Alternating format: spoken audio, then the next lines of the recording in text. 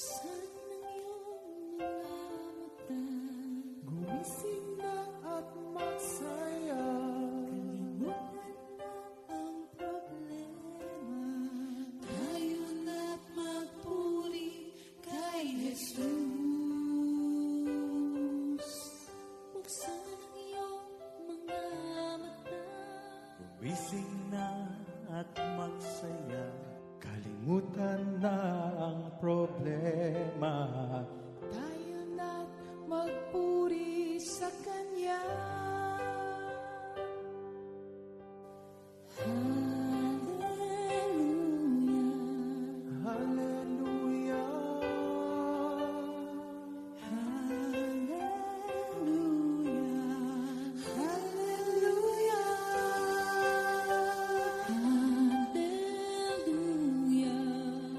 hallelujah, hallelujah, hallelujah,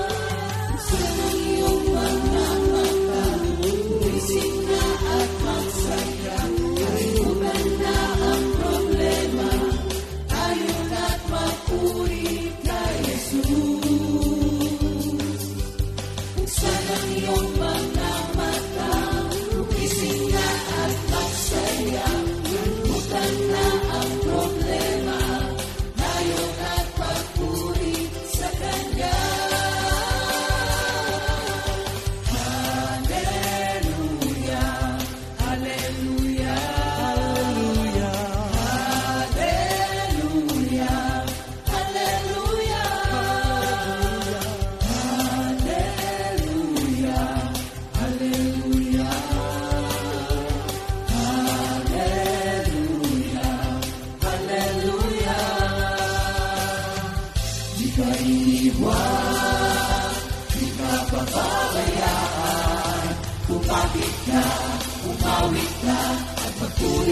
hallelujah. Buksan ang iyong mga mata, gumising na at magsaya. Kalimutan na ang problema, tayo na't magpuri kay Jesus. Buksan ang iyong mga mata, gumising na at magsaya. Kalimutan na ang problema, tayo na't magpuri sa Kanya.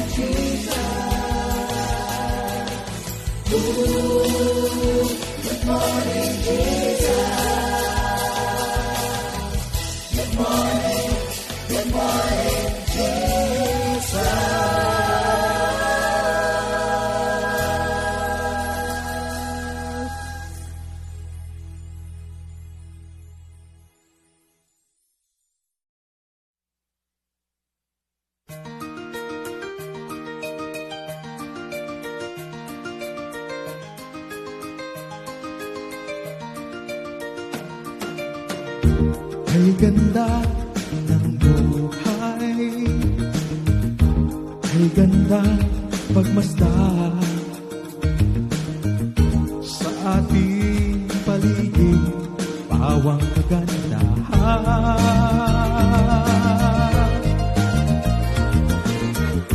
Kay ganda ng buhay, kay ganda pagmasdan sa ating paligid, pawang kagandahan.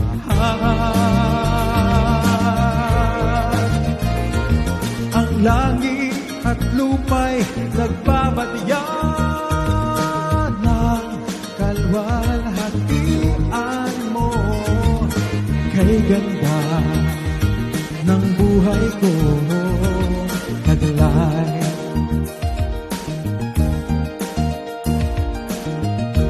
Kay ganda ng buhay, kay ganda pagmasdan sa ating paligid, pawang kagandahan. Yeah, yeah, yeah. Kay ganda ng buhay, kay ganda pagmasdan sa ating paligid, pawang kagandahan.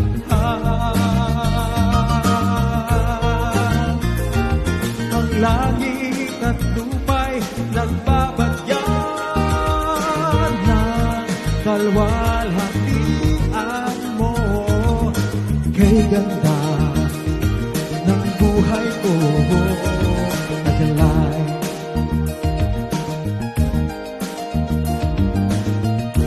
Kay ganda ng buhay ko, mula sa Diyos. Kay ganda ng buhay ko, taglay. Kay ganda ng buhay ko, mula sa Diyos. Oh, kay ganda ng buhay ko, taglay. Kay ganda ng buhay ko, taglay.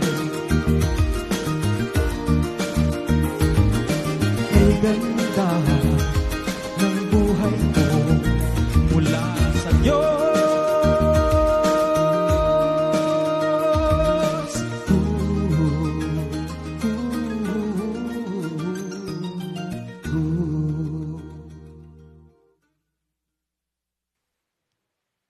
Good morning, Jesus!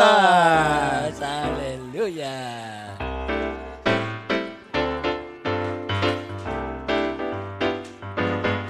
Maglilingkod ako sa'yo, Panginoon. Ang buhay ko'y alay sa'yo, Jesus. One more time. Maglilingkod ako sa'yo, Panginoon. Ang buhay ko'y alay sa'yo, Jesus. Ang tanging alay ko, ang buhay kong ito. Maglilingkod ako sa'yo, Panginoon. Maglilingkod ako sa'yo, Panginoon. Maglilingkod ako sa'yo, Panginoon. Welcome to the Tuesday edition of Awit ng Pag-ibig. Good morning po sa ating Good lahat. morning sa ating Pastor, lahat. Opo, gusto niyo good morning. bumate? O, sige po, nako. Papulit pasasalamat kay Lord at ang pagkakataon pa ibinigay na uli sa amin na makita namin kayo, ninyo kami, dito po sa ating Good Morning Jesus na Tuesday edition. So binabati ko po ang lahat ng nasa North, nasa East, nasa West, sa South, ng buong daigdig, lalo po ng Pilipinas at ang ating mga outreaches sa lahat din nga po. Most especially, hindi na most especially kasi lahat kayo special. Babatiin ko rin po at ayaw niya kayong lahat. Anniversary po ng East. Ito yung magaganap, Compi East. Ito yung magaganap sa August 13, the second Sunday of the month. So, kayo po yung aming nanyayahan at advance na matagumpay sa pangalan ni Jesus. Ay, amen na po Amen. ako dyan.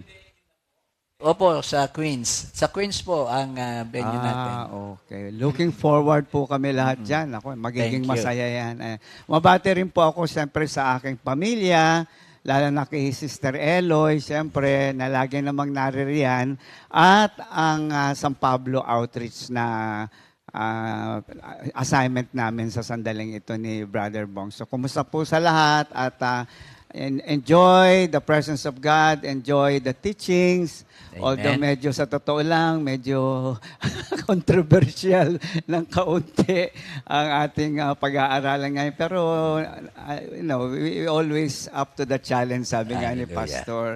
Okay. At opening prayer mo na, Pastor? Oo, kaya siguro tayo din nervous pareho eh. Hallelujah. O aming Diyos, tunay kay dakila at tapat. Salamat sa iyong patuloy, walang sawang paggabay, pagpapala sa amin sa araw-araw. Lalo po sa araw na ito, kami po humihiling una sa lahat ng muling paglilinis sapagkat hindi po kami talaga nakaiwas sa mga mamunting kasalanan na inharap sa amin kanina mula pagkagising hanggang ngayon. Salamat po sa kapayapaan na dulot ng iyong pag-ibig at paghahari nga na iyong kapatawaran.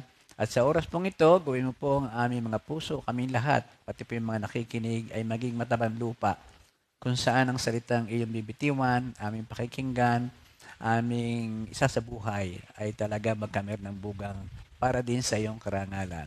Gamitin mo po kami ni Minister Ernie sa pagkakataong ito. Wala po kami magagawa tulad ng dati kung wala ka. Banal na Espiritu Santo, kami samahan mo, kailangan ka namin. At ang aming hagad, maging malugod ka sa lahat ng iyong maririnig, makikita, mararamdaman sa aming mga puso. Thank you, Lord. In Jesus' name. Amen. Amen. Ayan. Thank Bago you. tayo dumako sa study proper, Pastor, basahin ko Dahil. muna ang verse of the week. No? Yes. Ito ay matatagpuan sa 1 Timothy 3:16, and without controversy, great is the mystery of godliness. God was manifested in the flesh, justified in the spirit, seen by angels, preached among the Gentiles, believed on in the world, received up in glory. Alam niyo po, ang tingin ko dito, it's the short synopsis. Short na synopsis pa. It's a synopsis of the gospel. No? Amen. Andun na lahat ng kwento Correct. Magmula sa umpisa hanggang sa huli. At sa umaga pong ito, ang pag-aaralan po namin ay Stewards of the Mysteries of God. Yes. At si Pastor po ako ay naghati at nag-jack and poy kami kung ano yan sa kanya. Siya po ang magtuturo tungkol sa ano ba ang kahulugan ng being servants of the mysteries of God. Thank At sa you, akin Lord. naman po, ay sa totoo lang, nangingiti ako kasi for the first time po magtuturo ako ng defensive. Kumbaga tayo kasi pag nagturo ng Word of God, di ba, offensive Offensive yan. tayo. Di ba? Ito, totoo. Ito. Pero ngayon, medyo in defense, hindi naman in defense of the Word of God, Oo. kundi in defense of the ministry. Sabi nga ni Pastor kanina, dalawang bahagi. Ano ho yung sabi nyo kanina, dalawang bahagi? Oo. Hebrews 4:12 kasi sabi, ang salita ng Diyos ay mas matalim pa sa tabak na magkabilay talim. Nang ibig sabihin, tuwing tayo magsasalita, ang isang talim noon ay para sa nagsasalita at ang isang talim ay para doon sa nakikinig.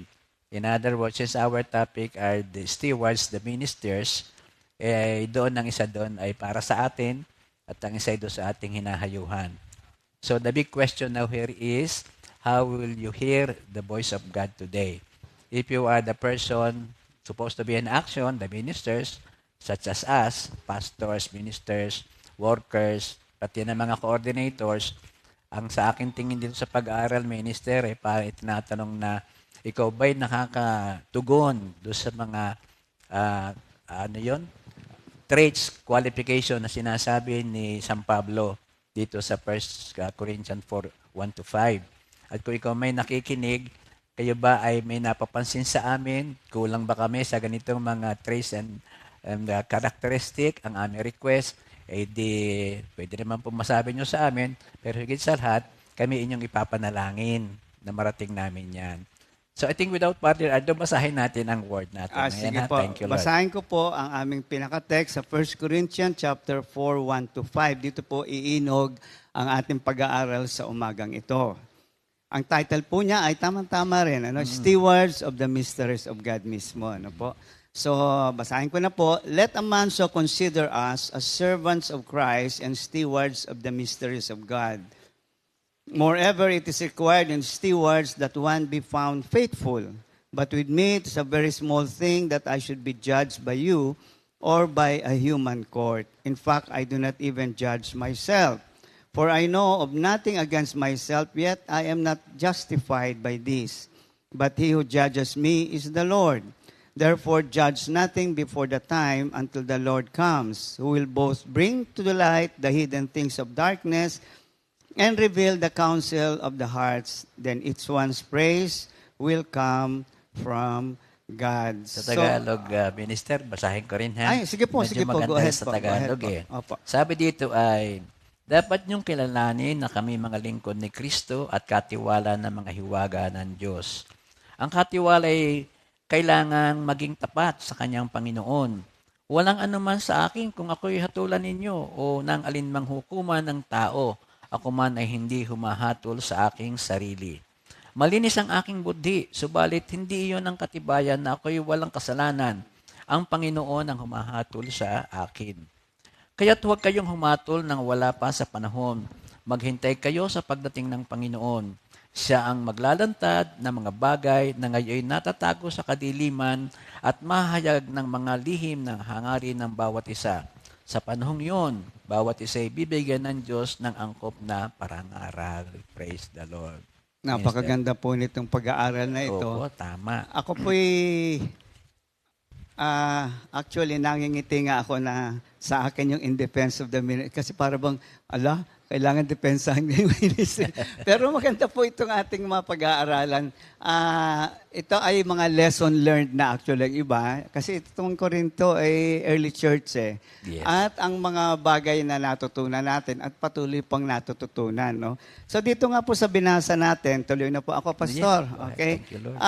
May problema ho si Paul sa Corinto kasi mababa ang tingin sa kanya. They look down on him and they do not respect his apostolic authority. So, kumbaga, may problema talaga. Ano ba ho ang pinanggalingan itong problema ito? Actually, binanggit ito sa 1 Corinthians 1, 11-12. Oo. For it has been declared to me concerning you, my brethren, by those of Chloe's household, that there are contentions among you. Now I say to this, that each of you says, I am of Paul, I am of Apollos, or I am of Cephas, and I am of Christ. Ang nangyayari ho kasi early church lang ito, nagtayo ng mga fans club. Kumbaga, Nagkaroon ng faction. nagkaroon ng faction, nagkaroon ng favoritism. Ako kay Apollo, pati nga ho ang Kristo inequate dun sa mga ministers. Direkto kami kay Kristo. Oo. So dito makikita natin na isang problema talaga ng early church at lahat naman ng mga nagsisimulang iglesia ay dinaanan nito. No? Kaya nga ho, kahit nung araw ang mami at daddy, sinasabi sa atin, mag-ingat kayo, huwag kayong magbarkadahan. Hindi kayo pinadala sa prayer meeting para magtayo ng fans club. At ito po ang nangyari dito. Meron ng mga favoritism ang mga tawag dito, ang church ng Corinto. Pero ngayon nga po, I thank you Lord sa atin ay halos, no? I would say Halos wala 0.001 na lang. Yes, yes. Ayan, napakahalaga po nito kasi ito po ang sisira para ho itong alay na hindi nakikita pero sisira kapag ang mga members ng church ay merong isa lamang ang loyalty sa isang ministro. Naalala ko, Minister, nung panahon noon nga ni na Mami, kami sa Phil Estate. Okay. Sabi namin, Kompi, padala nyo rito si ano? Paborito yan ng mga tao rito. Ang ipadadala, hindi yon. Oho. Oo, Actually, malaking effect yun sa ibang ministro, lalo pag narinig. Tao pa rin, no? Nakaka-demoralize. So, ang isa pa pong makikita nating naging epekto nito, yun na nga po, merong mga ministro na mas iginagalang kesa sa iba. Okay. At ang masakit po ay kahit si Sister Rhea binanggit na ito, ay yung marinig mo na mga worker lang yan. Nako. So, meron po, karaniwan po naman to sa early church at sa atin naman po ay thank you Lord at wala naman akong narinig ng gano'n. Ano? So, ito po ang problema ni Paul. Kaya siya, apektado rin kasi sa totoo lang po si Paul, hindi mo siya gagawing rockstar. Maliit na, ay mukhang hindi naman gwapo. At parang puti niya rin yata ang buhok niya doon sa Puti nakikita ho kong ba mga o litrato. Ha? Puti ho ba o wala? Ikaw na yun.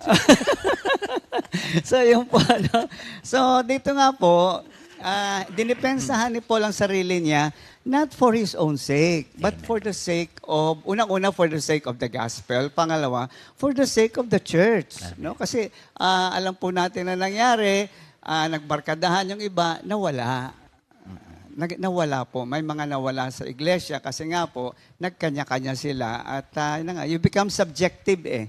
Oo. You listen to one another and you don't listen to the Word of God anymore. So, ito po yung nangyari sa Corinto, no? So, Paul defended his calling as steward of God's Word to the Corinthians, no? Dinipensahan po niya ang sarili niya bilang isang tagapagsalita ng katotohanan ng salita ng Diyos. At ang maganda po sa kanya, hindi siya nang aaway. Hindi niya pinepersonal kasi he showed the proper attitude towards him and other stewards of the Word of God. Ayan. So verse 1 po sabi, let a man so account of us as of the ministers of Christ and stewards of the ministries of God. Dito po, kung mapapansin niyo, yung ginamit na salitang steward, ang ginamit pong salita ay naiiba. Hyperetas, Hyperetas, no? Ito po yung isang subordinate servant functioning as a free man, no? Siguro parang nga yung pinag-aralan kahapon din na manager na hindi naman siya nagmamay-ari, pero siya ang nagmamanage. In a sense, parang ganun po, no? Instead of using doulos, which is a designated common slave, hindi niya ginamit ang salitang doulos, ginamit niya ay hyperetas, no? Ang ibig sabihin po ng hyperetas ay under rower. Ano ho ba ang under rower? Ako, bago sa akin itong under rower kasi noong pa pala ginagamit ito. No? Someone who is a rower in a galley ship. It is not the most lowly word, neither is it a prestigious position. So pakita po natin kung ano itsura ng under rower. Ayan, kumuha po. Ayan. Ayan po ang under rower. Makita nyo, sila ay nasa ilalim ng barko. Wala naman hong makina nung araw. Sila yung makina. Okay? Meron hong pumupukpok na drum na sinusunod nila. At kung bumibilis, bumabagal, o pahinga, ay, ayan, si Charles, ano yan, di ba? Charlton Heston. Okay, someone who is a rower in a galley ship. No? It's not the most, okay. May tulad po yan sa ating Panginoon as the master pilot with under rowers to forward the ship of the church towards the haven of heaven. So tayo po ay parang under rower na ang ating role ay dalhin sa destinasyon ang iglesia, which is the ship, kumbaga. It's symbolizing the ship, no? So, ang bawat isa pong ministro, ang bawat pong kagaya pong pinakita kanina, represents a minister of the word who works together according to the cadence of God's instruction. Pag sinabi ni Lord, bilisan, bilisan. Pag sinabi bagalan. So, meron pong isang pinakikinggan kaming lahat. At yan ay walang iba kundi ang Panginoong Yesus, no? Now, according to Morgan, medyo naputol po sandali due to some technical problems. So balik po ako doon sa umpisa, no? Ang ginamit pong salita ni Paul sa steward ay hindi doulos, no? Kundi hyperetas, a subordinate servant functioning as a free man, no? So meron siyang freedom in a certain degree, hindi kagaya talaga ng iba na talagang susunod na lang at susunod, no? Ang sabi nga, ang hyperetas ay under rower, no? So, pakita uli natin yung litrato ng under rower. Ang mga under rower po ay siyang nagpapatakbo ng barko nung araw kasi wala namang makina nung araw. Sila po ang makina. Ayan po ang itsura So sila po ay naghihintay ng instruction kung ano ang gagawin. At lahat po ng ministro ay inatasan bilang under rower ng ating Panginoon. Kasi ang under rower po ay binibigyan ng instruction kung bibilis o babagal patungo doon sa destinasyong dapat nilang patunguhan. Yan Ano? minister ay mga slaves. All of us are All of us slaves. slaves. All of us are slaves. Kasi baka makita rin natin, yung modern day, yung ba mga dragon boat for Aha, competition, similarly, sumasagwan silang sabay-sabay yan. Aha, No? aha. Pero they are not slave in a way. Hindi po yun. Ito Ito- ho'y panahon pa nung wala pa hong ito ho'y talagang isang barko. Oo, at Kung kalimitan, saan- kung two stories, sila pa nasa ilalim no? Sila po yung nasa ilalim ng barko. At meron pong isang parang drum beater dyan Naalala niyo sa pelikula. Oo. Meron isang bibilis, minsan isa babagal, minsan ay titigil. Oo. Depende doon sa direksyon na nais gampanan ng tinatawag na master pilot. At sa atin po dito, ang under rower po ay tayo mismo, no? The ministers of the word, no? At tayo po'y kumukuha ng instruction sa ating master pilot at walang iba kundi ang ating Panginoon patungo sa destinasyon ng iglesia. Ayan, iisa po ang layunin, iisa ang direksyon, sapagkat iisa lamang ang pinakikinggan, no? At dito po makikita rin natin is yun na nga, ang under rower is one who acts under the direction of his master and asks no question. One who does the things he is appointed to do without hesitation and reports only to the one who is over him. So yan nga po yung isa sa mga challenges ng isang minister of the word, no? Pag binigyan ka ng instruction ni Lord, pag sinabi ni Lord, gawin mo, no question asked. Ngayon, there are also times that the ministers are being misunderstood. At I think Paul experienced this, no? Kasi may mga instruction binibigay sa kanya ang Panginoon at di niya pwedeng sabihin kay Lord, Lord, hindi pwede yan. Di ba? Lord, ayoko niyan. Hindi. Pag sinabi sa iyo na Lord na gawin mo yan, puntahan mo yan, at napakaganda po ng tinatawag na under rower sapagkat unang-una, ang instruction direct from the boss. Yan ang maganda. Ayun lang nga, many times, yun nga, nabanggit ko kanina, kahit si Pastor Alex sabi niya, hindi ko nung pwedeng explain lahat sa inyo. Kasi may mga instruction na, lalo po siya ang head pastor, no? So meron siyang unique direction to bring the church, the Comfy Church, to whatever direction God wants him to go through. And some people would misunderstand that. So, yun po ang isang challenges ng isang tinatawag na minister. Now, Paul asked the Corinthians to consider him as a steward. So, hindi niya pinakita yung sarili niya na bossing. Sabi niya, ano rin ako? Slave din ako. As far as my Lord is concerned, we are all slaves. Kaya lang, meron akong posisyon na ipinagkaloob. He was appointed. He did not appoint himself. Kagaya rin po natin. Hindi naman tayo punta dito, ay magpo-full time mo ako. Walang ganon, no? So, someone who is deputized in regulating the concerns of the family of God, providing spiritual food for the household of God, and seeing to it that it is served at the proper time. He expend all the resources provided by God for the support of the church and is expected to give an account. Yan po ang bahagi ng ating buhay bilang ministro, no? Yung manage, no, lalo na po halimbawa kami nasa outreachers, no, we manage all the affairs of the church within that outreach, no? Hindi lang po yung salita ng Diyos, kundi kung kasama ang pagluluto, paglilinis, pag-maintain lahat, kasama po yan. So ang minister po hindi lang tumatayo para magturo. Siya po ang nagsusupervise at kumikilos sa pagmamanage ng church. Kasama po ito sa pagkatawag ng isang ministro, no? So all resources are being expended, na. And what did Paul and others like him manage is the household of God, among other things. Kaya among other things, mga gastos and everything, budgeting, they were the stewards of the mysteries of God. In short, what does it mean? At yan ay i-discuss pa ni Pastor mamaya. Ministers are involved in the preservation, protection, dispensation of God's truth. So, ang pinagkatiwala po kay Paul ay ang preservation ng katotohanan kasi maraming pumapasok na maling pagtuturo.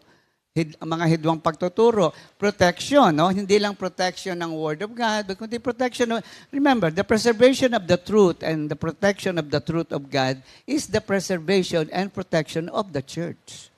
Without the truth, wala hong preservation ng church. Masisira yung church. And dispensation of God's truth, which Pastor will be speaking about shortly. No? Sa verse 3 naman, but with me, it is a very small thing that I should be judge of you or a man's judgment. Yeah, I judge not my own self. Okay? Paul, of course, was also concerned about his reputation. Siguro naman lahat tayo. Kahit sabi niya, for me, it's a small thing, meaning apektado siya. Apektado siya na yung reputation niya, hindi maganda sa harapan ng mga tao. Pero ang sabi nga niya, his reputation, but he knew that if pleasing man becomes his main goal, he would not even consider himself as a faithful servant of Christ. Ito na nga po ang nagiging problema sa church, sa mga minister, pag nag-compromise. Ayun nga po yung sinasabi, minsan pag nagbabarkadahan na, minsan ang hirap ng i-correct yung barkada mo na kaibigan mo na Minsan ang hirap ng i-correct pag marami ka ng favor na natanggap Hindi yung masama yun, okay? Don't get me wrong. But we need to be careful. We need to be careful. Mami lagi sinasabi, hindi ka nandyan para magtayo ng fans club. Kasi, hindi mo, sabi nga ni Ria, hindi na kita sasaktan. Ang laki na ng utang na loob ko sa'yo. Barkada tayo. Pero sabi nga, ang tunay na kaibigan, sasabihin pa rin sa'yo yung mali.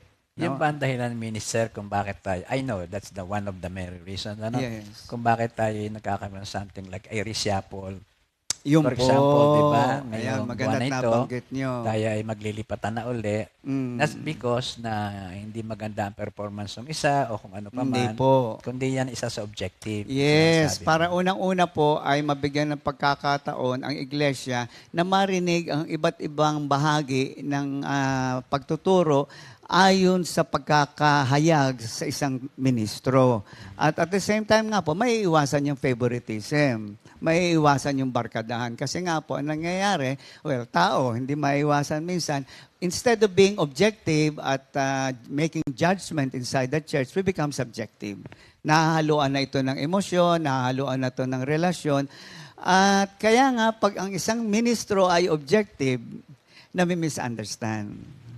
Bakit nagsabi ng ganun? Bakit kung makapagsalita ay ganyan? Ay, napakasuplado namang ministro yan. Nadanas niyo ba yun? Pastor ako, ikaw yung minister, Ikaw ang minister, ako'y pastor. Opo. Yan ba sinasabi mo, ikaw? Oo.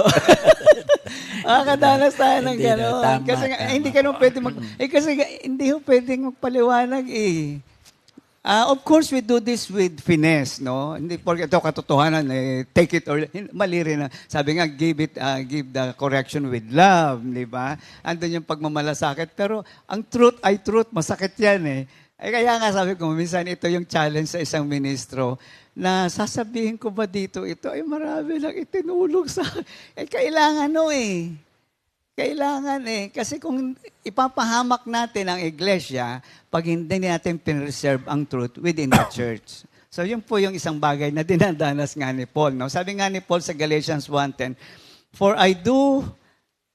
do I now persuade men or God, or do I seek to please men? For if I still please men, I would not be a bondservant of Christ. Kung narito lang ako para magtayo ng fans club, hindi ko masasabing tunay na ako'y alagad ni Kristo. And we need to look at that. So what Paul is saying is not to compromise. Magalit na yung magalit sa iyong desisyon, may magtatampo sa'yo, may hindi kikibuin. Nakakatuwa naman, hindi ka lang kikibuin for a while. Later on naman, naalala ko nga isang kaso na, hindi ko nababanggitin sa outreach. Sabi niya, brother, kasi nakatira ako dun sa bahay ng coordinator. Tapos sabi niya, doon ka naman sa bahay tumira at doon ka kumain. Mas may kaya to, sa totoo lang. Di sabi kong gano'n, hindi ho, sige ho, kung gusto nyo, padala nyo na lang po yung pagkain dito. Mula noon, din umaten ng prayer meeting yung mag-asawa. Napakasuplado, akala mo kung sino pinapakain na nga. Hanggang isang araw, napadaan ako sa harapan nila. Nakakatuwa po sa mag-asawang ito. Hindi sila aatin. Pero pagka nagpe-prayer meeting, nandun sila sa labas ng tindahan na nakasara na. Ang mga tenga nila nakaganon, nakikinig ng word of God.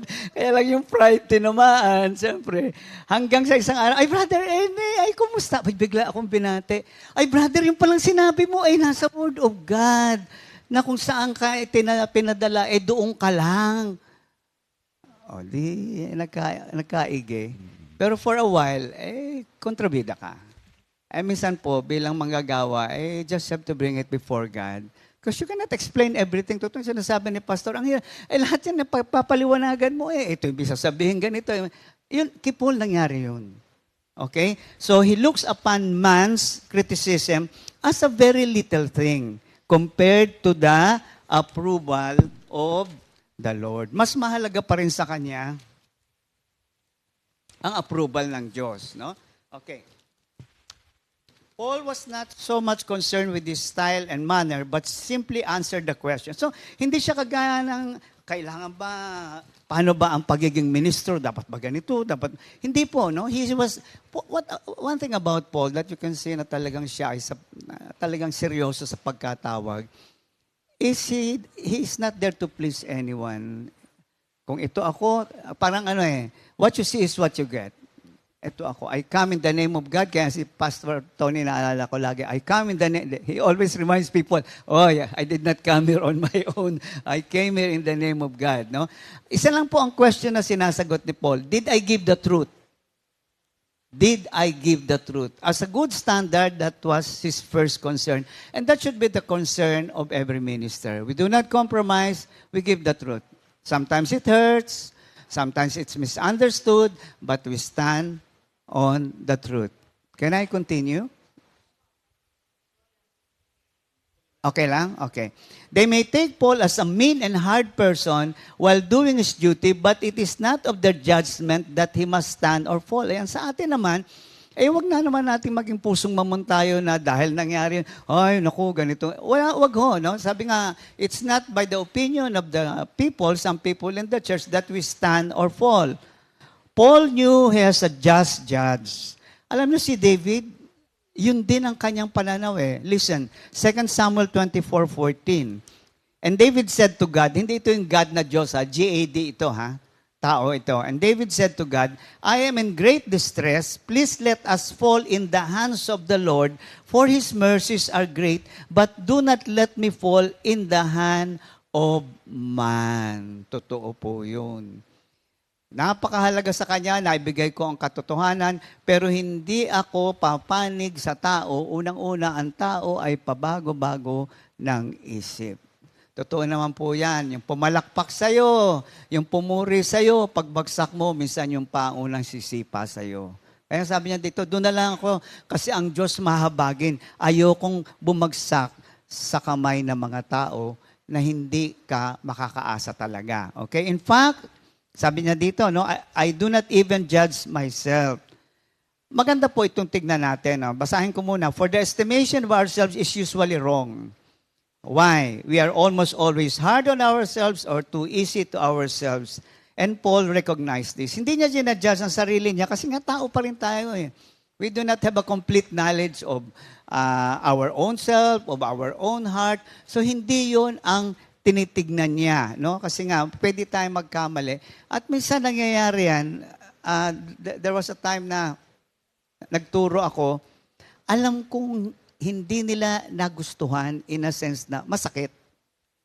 Alam niyo, but you have to tell, in a nice way of course, pero na-expose yung heart.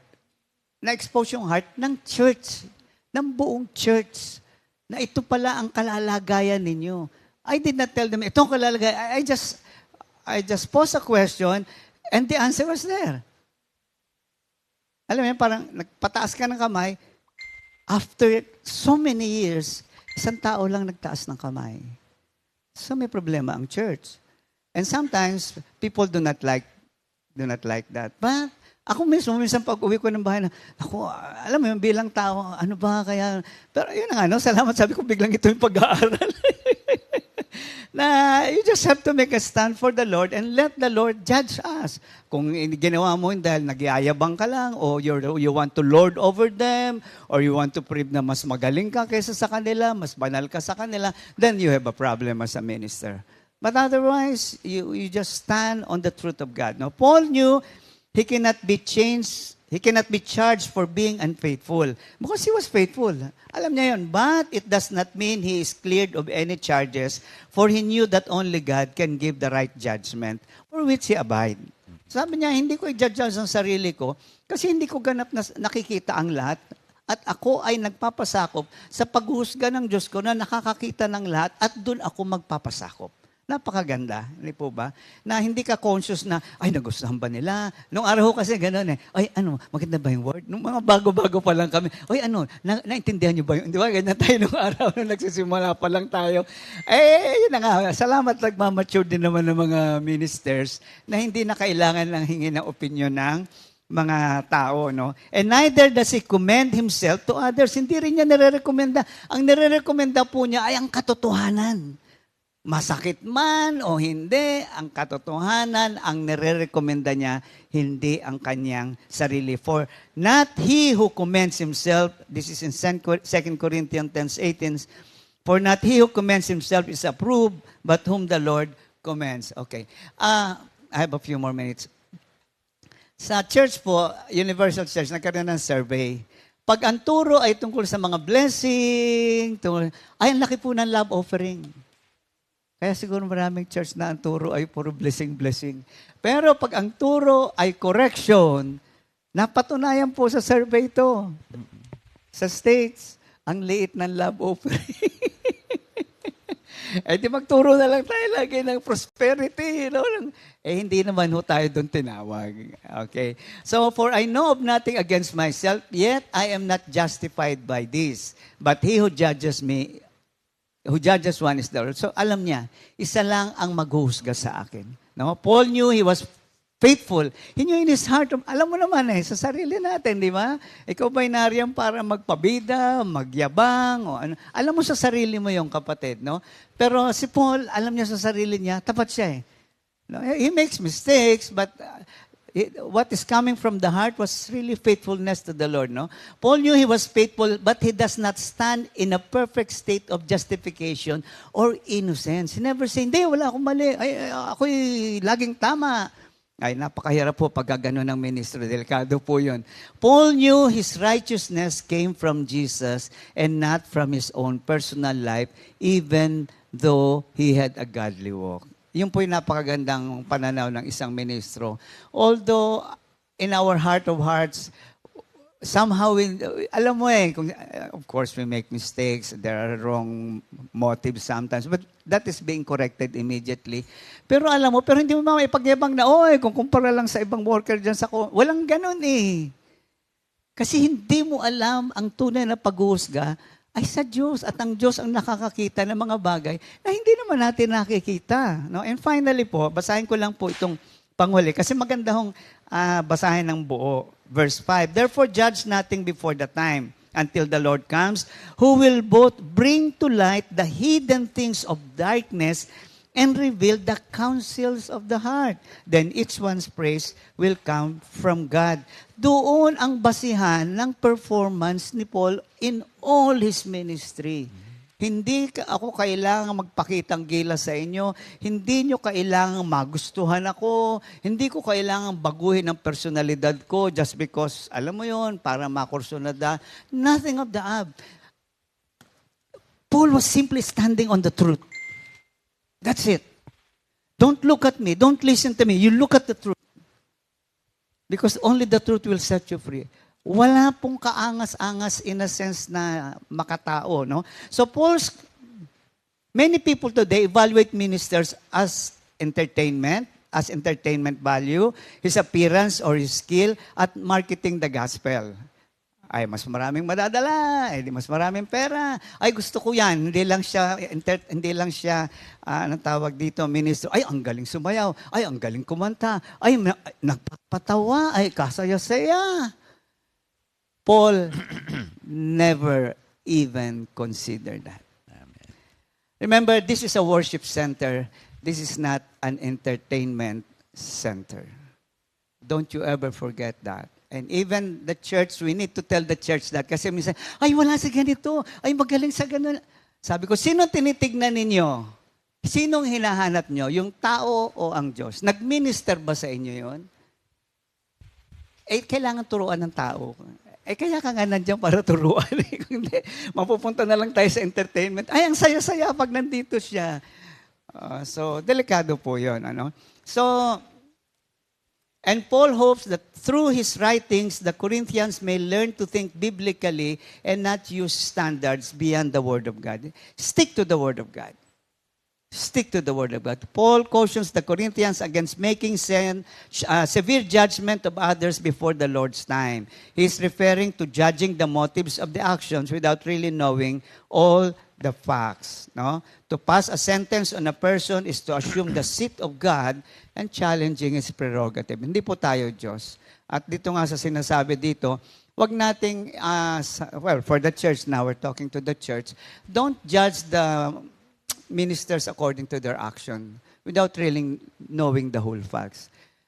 Ang minister po ay will stand or fall before God, before the truth of God, but never before man. Ulitin ko po kasi napakaganda in NLT version, meron pong tamang panahon ng pag-uusga. NLT version, for when the Lord comes, He will bring our darkest secrets to light and will reveal our private motives. May panahon po para dyan. Then God will give to each one whatever praise is due. Thank you, Lord. Pastor. Okay ka na. Thank you. Ay, bago ko makalimutan, Minister, sa dulo kasi ng aking lesson, may nakalagay doon na I am opening my cellphone, myself, para bagang I know na ako hindi na perfect sa aking pag-ministry, yung stewardship na mga napa-assign sa akin. At nakalagay doon na isa sa weakness ko ay, sabi nga kay Sister Cora, ano ba ang weakness ko? Tanggalin mo ang pagbibiro. Kaya ako ginit ito, ikinabiro ko na naman kanina. Hindi naman tama yun. Kasi sabi niya, inaagawan mo ng picture, ng attention, una, yung tao, mga tao, pero higit sa lahat si Kristo. Kaya ever and ever, ako lagi na nagpipray sa simula, Lord, sana naman ako huwag na masyadong maging mabiro. Maging mabiro man ay yung nakakatulong to edify.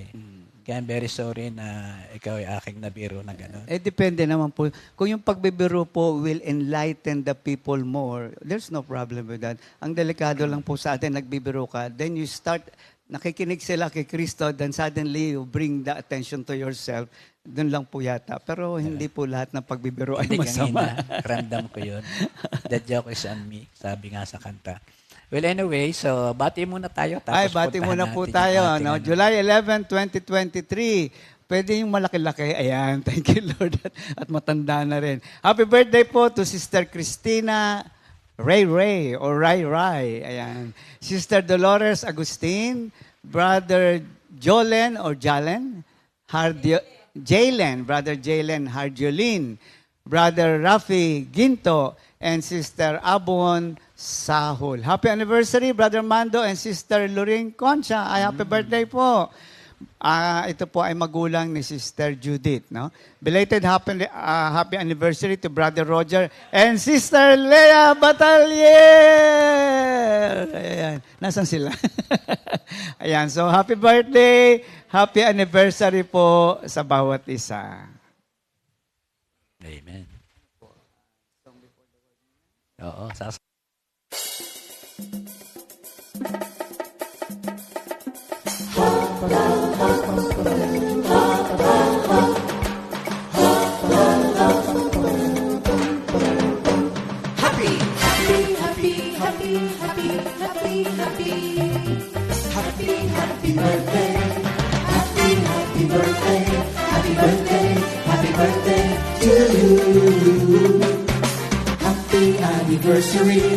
Happy anniversary, happy anniversary.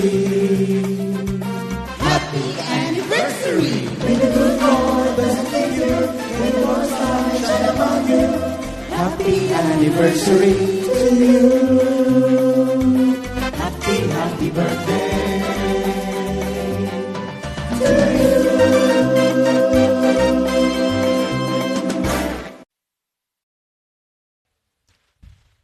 Happy birthday and happy anniversary. Ito po, again, announcement for those who have a YouTube account. You can visit youtube.com and search Comfy Media 4713 or just Comfy Media. No?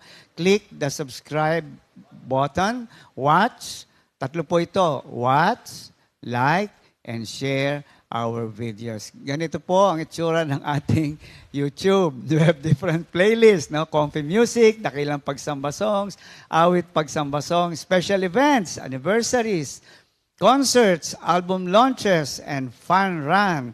Outreaches and Metro Manila, ang makikita nyo doon, no? The gatherings of outreaches and in Metro Manila and also their fellowship. At seminars which highlight, we are highlighting some of the seminars. At meron pa rin po tayong, of course, ang ating song, repeat song of the week. Okay? Ang title po yung Lagi Kang Nandyan. It's composed by Sister Jamie and also interpreted by Sister Jamie Hapin.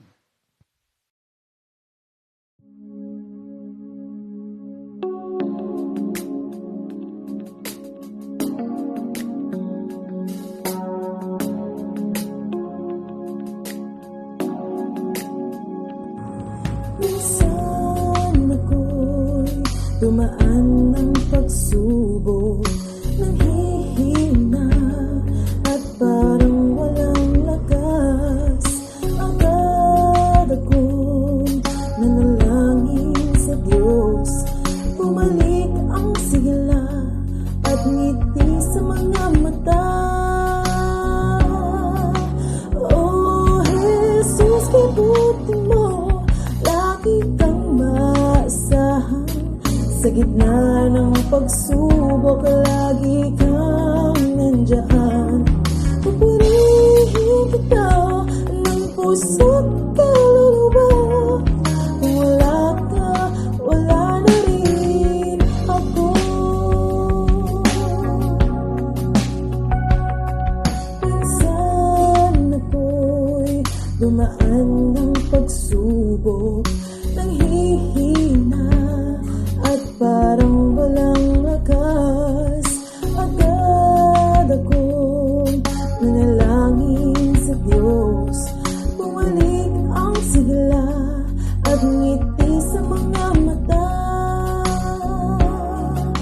Oh, Jesus, kibuti mo, lagi kang maasahan. Sa gitna ng pagsubok, lagi kang nandiyan. Pupurihin kita ng puso't kaluluwa. Kung wala ka, wala na rin ako. Sa lahat ng aking mga pinagdaanan, hindi ka na mawawaglit sa aking isipan. O Diyos, ika'y tapat sa lahat ng oras. Dakila ang iyong katapatan. Oh, Jesus, kibuti mo, lagi kang maasahan. Sa gitna ng pagsubok, lagi kang nandiyan. Pupurihin kita ng puso't kaluluwa. Kung wala ka, wala na rin ako. Kung wala ka, wala na rin ako. Kung wala ka, wala na rin ako. Oh, yeah. Oh.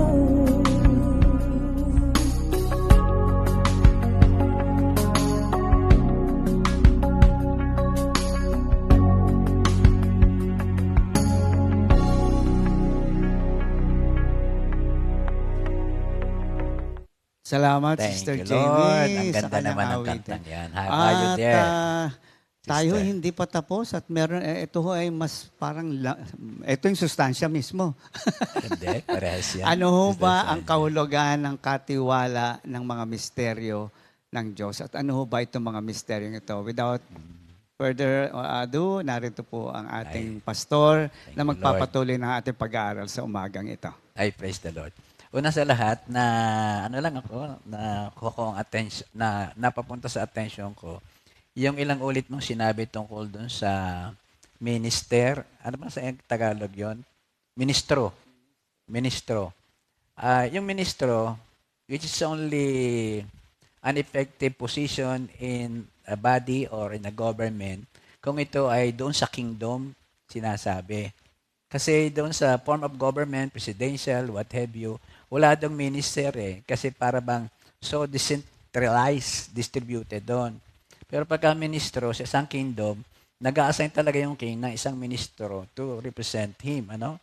And yun ang magiging trabaho natin. And in the kingdom, talagang isa lang ang direksyon. Mula sa king, puntang sa ministro, puntang doon sa mga nasasakupan, ano? That's why, kuminsan nahihirapan ng tao na tingnan ang tungkol sa sitwasyon ng isang simbahan. Ang simbahan, katulad natin, Kompi, ito ay isang kingdom. Hindi ka pwedeng palagi dito maghahanap na bakit ganoon, bakit ganito. For example, dito sa atin, lagi natin sinasabi na ito yung ating standard, itong marka ng ating church. Ako, kuminsan, biktima rin diyan kasi nga masyado rin maisip. Kaya marami ako sinasuggest, ano. Pero isa lamang ang dapat nating matanggapin at itong katotohanan. Kung pinagkatiwala natin sa simbahang ito, halos na ang ating buhay, ipagkatiwala natin sa pinagkatiwalaan ng simbahang ito, ang lahat na magaganap, lalo pa sa ating kaluluwa. Kaya nga kung mapapansin niyo mga kapatid, kami ho dito sa Kompi, most especially pagdating doon sa ang ile-lesson, talagang kami naghihintay kung anong sasabihin ng center ng ating chief pastor. Yun kasi ang kingdom. Dapat isa lamang yung instruction na iyong pupuntahan. Pwede ka naman mag-suggest, pero huwag kang mag-expect na ang iyo mag-prevail. Kasi yan ay established na. At pangalawa, lahat ay may leading ang Holy Spirit. Kaya doon tayo pupunta sa ating. May limit ako magkamali sa ganyan. Super aggressive ako. Kung minsan dala pa ako nung aking mga experience sa simbahan. No? Kaya ako kuminsan natutuwa sa akin mga tao pagka parang tayo na kay Father. Anyway, nasabi ko lamang yan kasi ito talaga ang part ng ating pinag-uusapan. This is a kingdom. Kaya nga itong si Pablo, nagiging stricto siya sa sinasabi niya.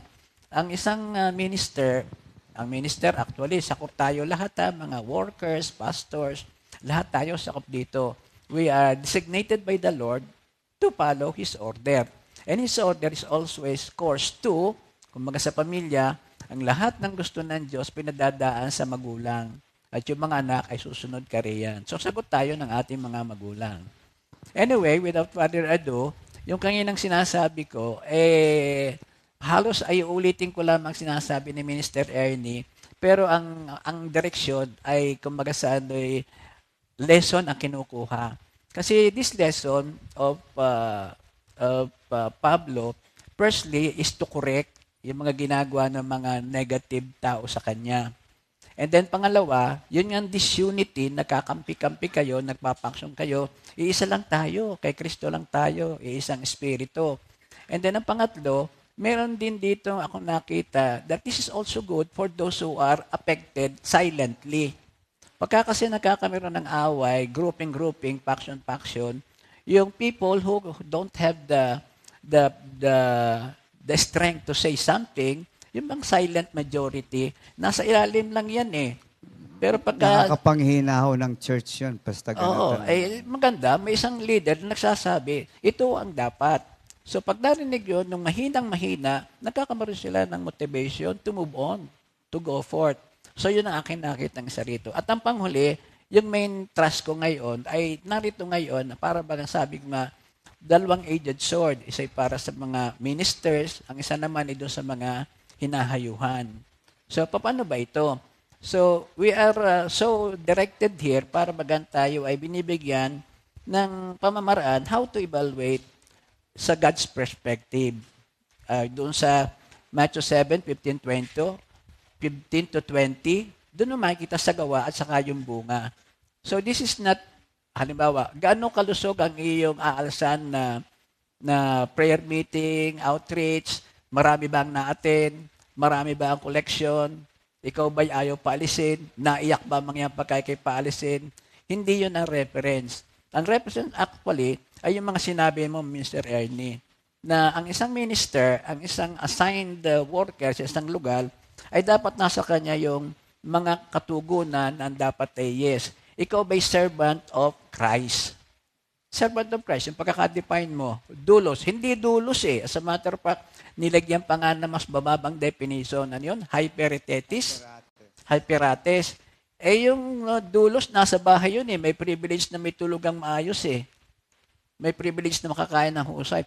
So, hyperates, naroon ka sa ilalim, ikaw ay alipin, ang init.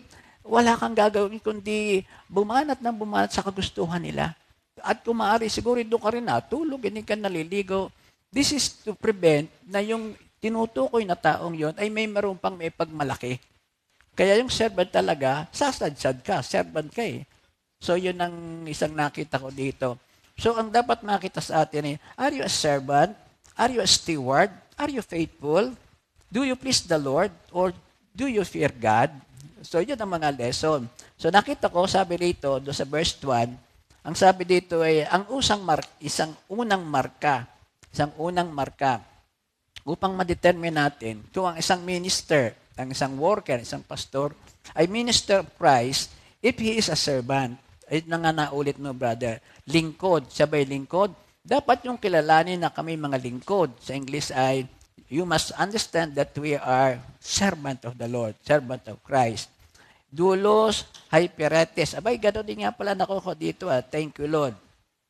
So, ang hyperetetes, wala talagang privilege yan. Hindi siya pwede maghingi pwede ba kayo mag-live, sir? Walang gano'n. Basta halos nga ako minsan, kay mamamatay na lang doon sa pagkakaupo mo doon sa pag-iyong row na yun eh. So, tayo ay gano'n din. Kaya mga kapatid na sukdo lang kay babang-baba na ang magtatas naman sa iyo ay si Kristo.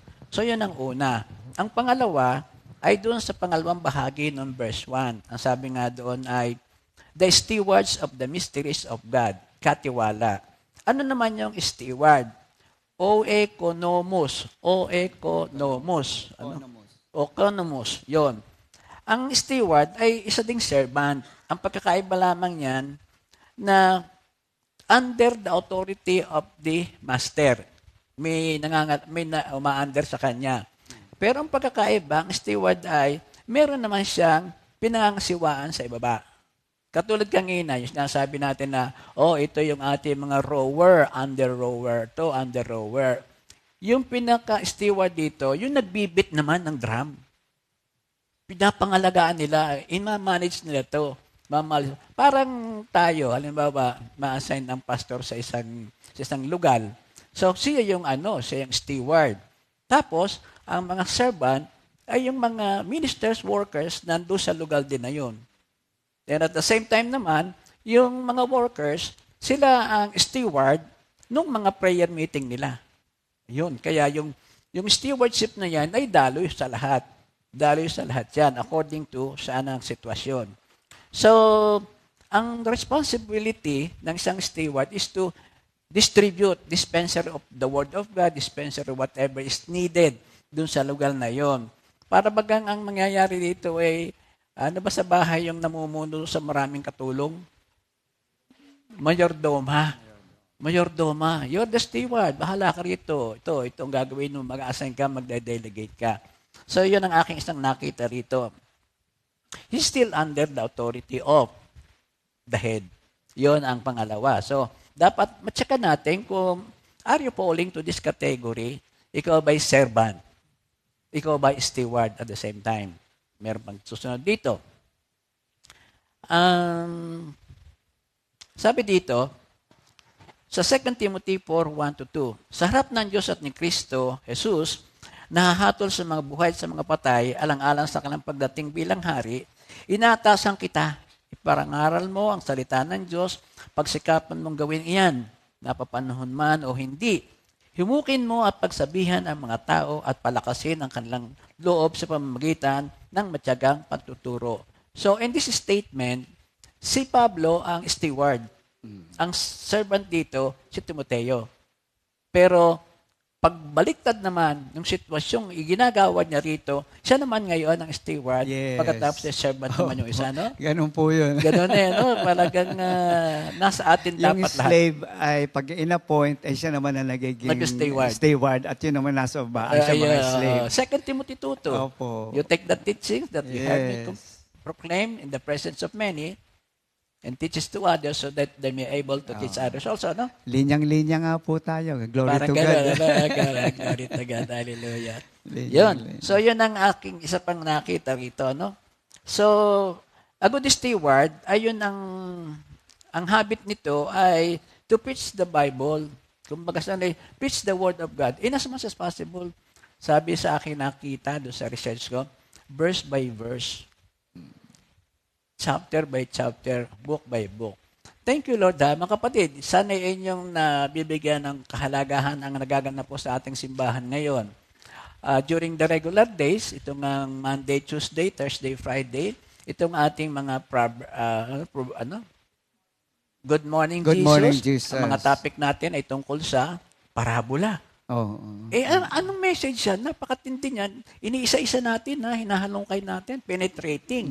Tapos, pagka naman Wednesday, tungkol sa mga prayers. And then, itong para sa akin, tina-cherish ko ng napakalaki. Thank you, Lord, talaga. Yung Sunday topics natin, nagsimula ito sa ating objective na ano ba yon? Makita si Kristo sa lahat ng libro ng Bible. Old Testament. Old Testament. From Genesis to Revelation. Ngayon, nasa Psalms na tayo. Yan. Itong Psalms na ito, matindi rin ang ibinibigay nito Ay, sa atin. opo. No? Napakarami po. Oo. Can you imagine na hindi lamang nakikinig mo yung aral, experience ni David, pero this is also an invitation for us to level up the way we worship the Lord. Mhm. Nung Sunday, napapahinto ako, minister, sa aking, sa aming lesson. Kasi of all the lessons na nakita ko, this is a type of prayer na para bang all praising, walang supplication, walang hinihingi. Praise the Lord, oh my soul, all my being, praise His holy name. Mhm. Walang hinihingi. So anong uri ng pagsamba yun? Ang uri ng pagsamba yun ay wala na. Kung mapupuntahan natin yun individually, and then we group together as one, as a church, in a fellowship, can you imagine kung ano ang impact sa ating worship? And having in mind, nakasabay pa natin ang mga anghel.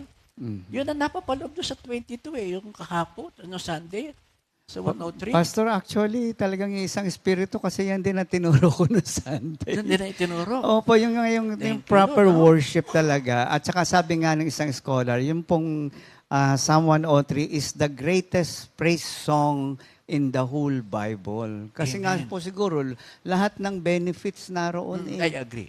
Opo. Kaya sabi nga natin, ang pagiging Kristiyano, hindi lang duty yan. Nakakalimutan natin ang daming benefits. Praise the Lord. Kaya makakasamba ka talaga Yo, kung nakita mo yung posisyon mo as someone who has so many benefits. Kaya nga yun po, itinuturo ng mga ministro na huwag mong tignan as duty yan. Tignan mo yan ay isang tinawag at isang pinili at isang pribilehiyong posisyon Praise the sa Lord. mga tinawag. Yun talaga, yun ang true and faithful steward of the Word of God. Opo. Yun daw, bad steward naman, ang sabi doon ay halos hindi niya iniintindi ang scriptures, ang Bible. Nasambit man, wala sa puso. He twists and yung ang agenda na iba. Kaya nga yung mga pagbibiro, inaagawan mo yung bida rito, walang iba kundi ang Diyos. Inaagawan mo yung ibang tao. Well, anyway, pag-pray din niyo mga kapatid, I think that's one of my weaknesses. At ang dito kasi, yung mga false na preachers na ganito, minister, steward, ay para bagang ang concern is to please man. Yes, nagko-compromise po Nagko-compromise. talaga. Please man, not pleasing God, and wanting more, walang objective na makonvict. Kasi yung bawat word natin dapat merong convicting power, Yes, impact sa mga nakikinig. Opo. Ang Yun ang lagi ano nga dyan pong sinasabi, every Sunday fellowship, paglabas mo ng pintuang yan, you have been transformed. It must be. Imposibleng pumasok ka sa ganitong gawain, fellowship, prayer meeting, na the same person who came in is the same person who went Lumabas out. ka na ganun That din. is not the case. That's true. Kung ang ministro ay tapat sa kanyang pagtuturo, pagpasok niya dito, iba siya paglabas. Maring hindi natin makikita yon. But that is what our faith tells us. Praise the Lord. Because the power of God working in those who accept the word of God. Oo. And napakalaki ng bahagi ng nag-deliver Ay, ng message of God. ang laki rin pong accountability. Ang laki ng accountability. Ang sabi nga sa akin isang mother, huwag kang magpipreach nang hindi mo na pinamumuhay. Sige, sister, wala akong may pipreach. Ang aking ang panalangin, kung hindi ko pa ito napamuhay, sabay-sabay na kami ng mga nakikinig na iba. Parang ganon. So we have to na, no? Dapat siya ay servant, dapat siya ay steward. Pagkatapos, doon sa verse 2, ang katiwala ay kailangan maging tapat sa kanyang Panginoon. Maging tapat. Ang category pala para malaman natin ng isang steward, ang isang minister ay karapat-dapat kapag siya ay faithful. So, ano bang ibig sabihin ng faithful? Para bang ikaw ay aware of your accountability. Parang ikaw ay trustworthy is faithfulness. Ang ginamit naman ditong word yata yung pistos. Pistos, P-I-S-T-O-S. Yan ang ginamit. In carrying out this responsibility. So, yes, creative and everything, pero yung faithfulness talaga dapat makita doon. Kumbaga sanay, meron kasing, wala naman sa atin, meron kasi ako sa YouTube na sinusundan din, magaganda rin lesson eh. Minapansin, kasi nagte-take down ako ng note. Minapansin ako isang araw, yung sinabi ng isang araw, iba na rito ngayon. Lagi, teka muna, walang consistency. Nagpalit na ako. So, yeah, kaya ako ay napapunta rito ngayon doon. So, itong nangyari kay Pablo na ito, kahit ito'y alam niyang magiging susceptible naman lalo siya sa mga tao na talagang kontra na sa kanya, pero nagdire-diretso pa rin siya. Because his faithfulness is before the word of God, before God. Hindi Yes. pwedeng compromise yung sabi mo Opo. kanina. No? Minsan po kasi, ang isang magandang bagay sa pagtuturo is we also identify ourselves with them. Hindi mo sasabihin, ako lang ang nakakaalam. Huwag pararating sa kanila na ako lang nakakaalam, makinig lang kayo, ako yung mas... Minsan, no, pag gano'n na dumarating, hindi na sila maka-identify dun sa word kasi hinihiwalay mo yung sarili mo. Para bang, ikaw iba. Amen. Kasi ministro ka. If Christ has identified with mankind, who are we not to identify with the people? Na hindi ako kagaya na ako'y mas magaling sa inyo, mas mabay. No. We're on the same. We have the same struggles. We are just given a special privilege to preach the word. That's the only difference. And between look at us. how often is the heart and mind of Paul. Si Paul, nakikinig din siya doon sa mga taong Yes. kanyang kausap. Opo. Pinakikinggan niya sina Timoteo. Lahat ng mga alagad, pinakikinggan din niya. Open siya sa ganyan. Hindi po pwedeng sabihin niya, ako lamang. Yung ako lang nakakaalam ng lahat. Oo. Ako lang ang tama. Tumigil ka. Hindi, nakikinig din siya. Pero ikukorek ka niya pag sumala ka. Opo. Pero opo. at the same time, nagsasubmit din siya sa authority. Saan ba nakita natin yung si Paul at ang kanyang kaibigan, nagpunta ulit sa kina Pedro at nagsubmit? Dapat Opo, hindi na opo. mas successful yata si... Ang dahilan kaya sila nagpunta ay they want to make sure na itinuturo nila ay ayon dun sa main mother church. Oo, yun, ganun They yan. took the Oo. time, totoo po yung sinabi, they took the time to travel. Yun lang, para sabihin lang na tama ba yung tinuturo namin? Ito ang tinuturo namin and they are submitting to the authority of the mother church. Napakaganda po. Considering, pwede na siyang sabihin na mas magaling ako kaysa sa kanila. Yung aking message, galing mismo kay Kristo eh. Di ba si Kristo naman nagbulat ng kanyang nagpakita mata. sa kanya si Lord. Ibang yun. klase yung Pero conversion niya. That's the heart of That's the heart of Paul.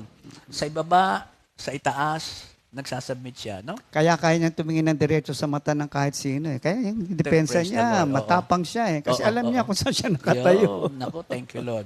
So, we have 3 na, servant, steward, faithful. Yung pang-apat nasa verse 3. Ang sabi doon ay, walang anuman sa akin kung ako'y hatulan ninyo. o alinmang hukuman ng tao. Ako man ay hindi humahatol sa aking sarili.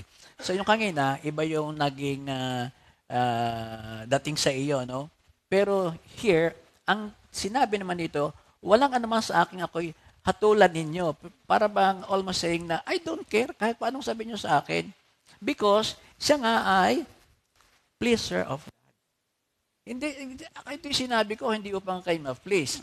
Hindi upang kayo maniwala sa akin. Pagka tayo nagkahiwalay, ako umalaala nyo, hindi naman si Lord. Alam niyo yung mga ganyang tao, Oo. yan sinasabi ni Pastor faithful to the original. He knew he To the has integrity. Yes, oo. He is a man of integrity, kaya wala siyang kinatatakutan. Praise the Lord, oo. Praise the Lord, oo. So yun, pastor, yung minister. So, yung pleaser ng men, kalimitan nangyayari kapag ang isang simbahan ay under the control of a board. Yung association of Okay. parang tayo hindi. Tayo ay composed of elders elected, appointed by the Lord, elected by the covenant members, and all of us part ng malaking body na to.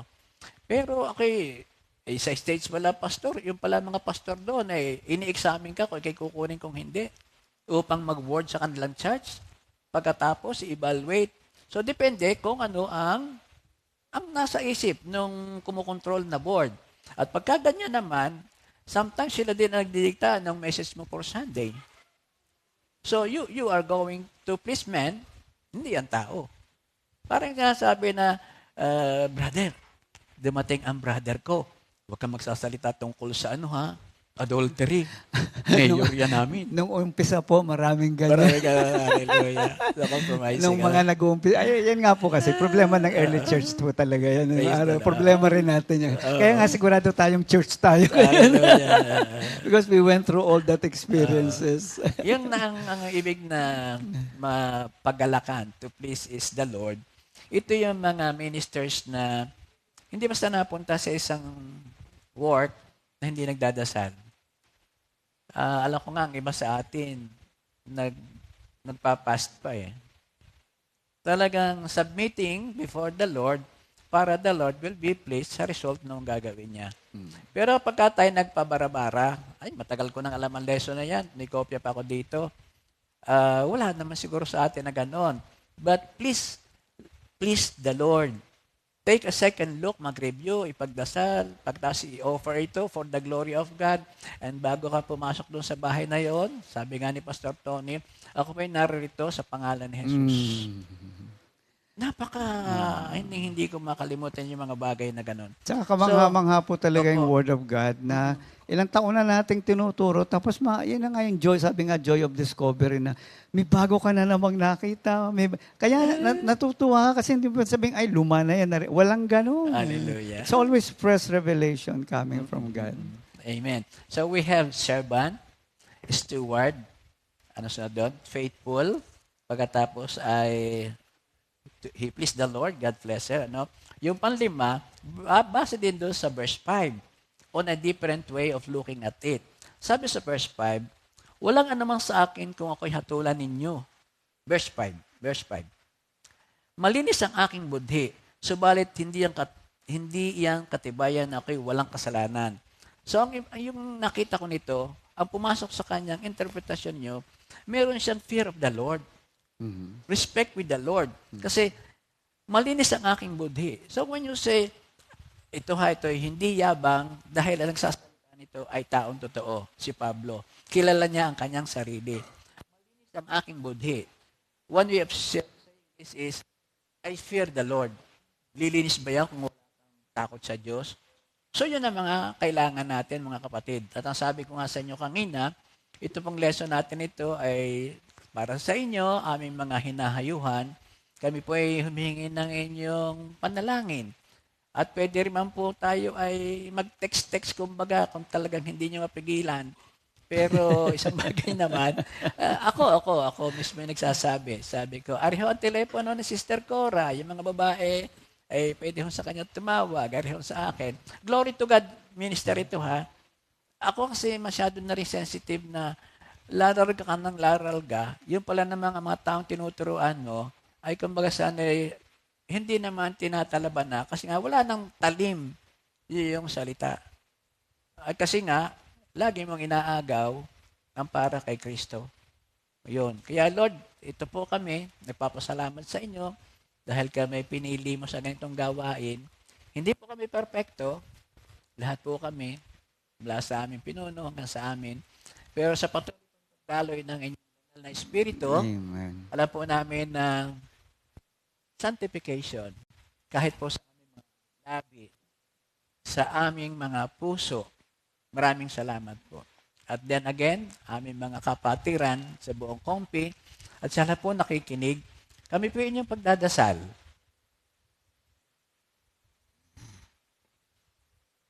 Diba? Salamat po Hallelujah. sa umagang ito, Ama, sa iyong kagandahang loob. Binuksan niyo po ang inyong puso sa amin at binuksan po namin ang puso sa harap ng iglesia. Salamat po sa pagkapili niyo sa amin. Salamat po sa patuloy ng paggabay sa iglesia ng Comfy. Alam po namin patuloy at patuloy kayong kumikilos sa buhay ng bawat isa at patuloy pong ang panalangin namin ay maluwalhati kayo lagi sa iglesyang inyong hinirang at pinili upang ang inyong pangalan ay mapabantog sa sandaigdigan. Salamat po, Ama, muli sa pangalan ni Jesus. Amen. Amen. Amen. God bless Thank you, po. Magandang umaga sa ating lahat. 2 Timothy 2:2 Hallelujah. 2 Timothy